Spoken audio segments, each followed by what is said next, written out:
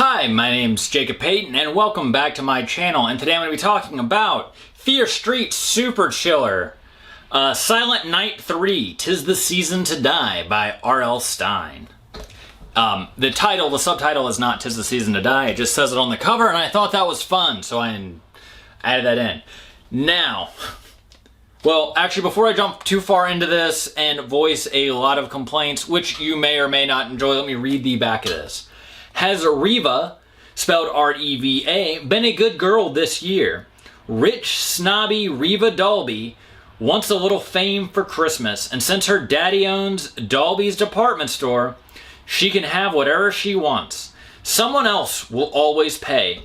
Except this year, Reva goes too far. Now someone is watching her. When she's sleeping and when she's awake. ... until she's dead. I want to preface this before I get too far into it by saying that there were parts of this book I did like. I think I do need to point that out.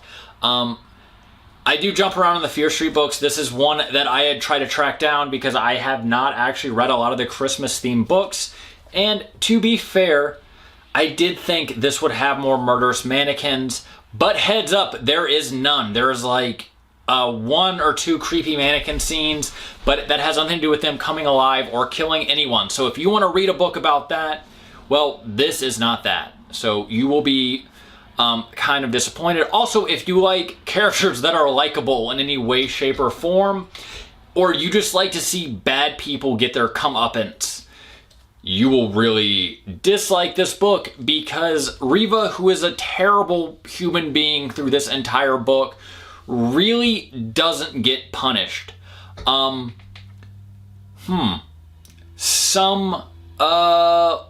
get into some of the misdeeds that Reva's done. One, she gaslights her friend who she invited home from college. Her name is Grace because, let's preface it by saying it comes out very clearly that Grace is in a very abusive and controlling relationship, or was, until she cut it off, and now the guy is stalking her. Or at least is proclaiming that he's stalking her, and he is, threatening to do violence to her and whatever else. And Reva's reaction to this is that she wishes she didn't invite her friend Grace home for winter break because now she feels like she's not that entertaining and she's just going to be a drag the whole time. It's kind of a weird reaction. She also, very early on, tries to kind of prank Grace by letting Grace believe that her ex-boyfriend has shown up when it is really a guy that Reva has been leading on, and she actually lets this guy get arrested. Because she also thinks that's funny. So not only does she prank a vulnerable and abused friend, but she also lets another, someone who thought they were going to be her lover go to jail over the joke because she also thinks that's funny and doesn't want to seem like a bad person for playing the joke in the first place. She also tries to steal someone's clothing line and cheats, helps a guy cheat on his girlfriend, and then when his girlfriend gets murdered, tells him to, suck it up. So, in no way, shape, or form is Reva Dalby a good person. The biggest complaint I have in this book is that she survives to the end of it and is relatively unchanged by all these events. I mean, people do get murdered. There is a slasher character on the loose. I will not spoil the mystery for you guys. But, there are a lot of people that would probably want Reva Dalby dead because, like I said, she is a terrible human being, and you will get to the end of this book. Like I said, if you like to see people get punished for being terrible human beings, you're going to be gravely disappointed because Reva just kind of gets a stern talking to by her dad, and everything else is just kind of brushed under the rug, so to speak. So yeah, I didn't like this book for that fact. I very much wanted something bad to happen to Reva. I did not think she was a good character. nothing about her was written in a likable or understanding way.